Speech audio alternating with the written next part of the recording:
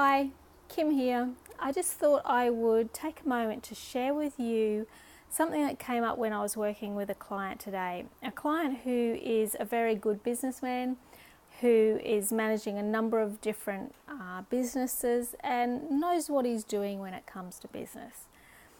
What is holding him back, and he knows is holding him back, and why he's working with me, is his mindset and some self-limiting beliefs and behaviors that are driven by anxiety that he's been experiencing recently. And this anxiety is holding him back from engaging in the behaviors he knows he needs to in order to grow his business. So we were looking at some of the anxieties he's been having and how, as he put it, he can take control of it. The first thing I wanted to point out to him was that let's not try and be in control.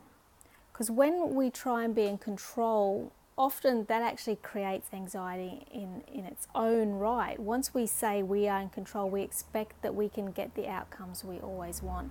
And in reality, we're not in control of much in our life except for our mind. So I wanted to reframe it as being in charge. How can we be in charge of the choices you make when you are feeling anxiety? So anxiety can be used, or the term overwhelm, or feeling overcome with anxiousness or a lack of self-belief, whatever it is that is going on for you.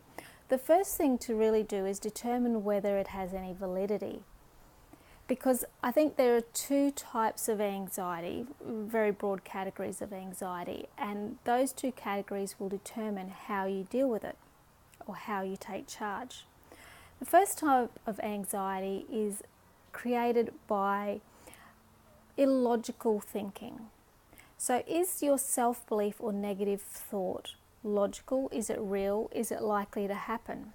If the answer to that is no, then it probably is to do with your belief systems or how you are doubting yourself and negative self-talk. The idea with that sort of anxiety is we want to learn mechanisms that help us let go of it, because that is holding us back from achieving what it is we're wanting to achieve.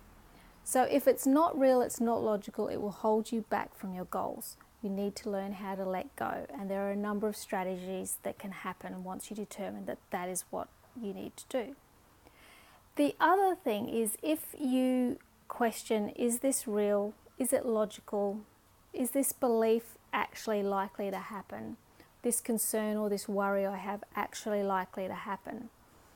Then this is not an illogical self-belief. This is a concern that is probably valid.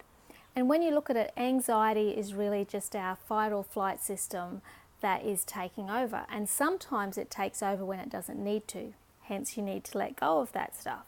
But sometimes it's taking over because there are valid concerns.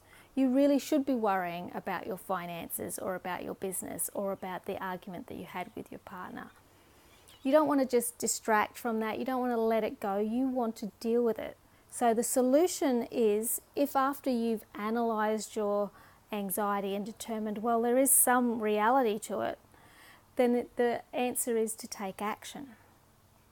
Because while you're not taking action, you're just going around and round in circles and creating a feeling that you can't take charge of. You need to take charge and take action. So again, first, look at the anxiety or overwhelm and ask some questions about how logical, real, and likely it is to happen. If it is illogical, if this is your self-talk getting out of control, you need to look at strategies to let go. If your anxiety is based on reality, there is something that is happening that you need to look at and develop some solutions to, the answer is to take action. So anxiety isn't always bad. Sometimes it's pointing you in the direction to which you need to take action.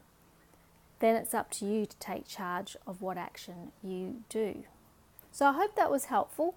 I'd like to hear your thoughts on it, so put any comments below and I will see you next time.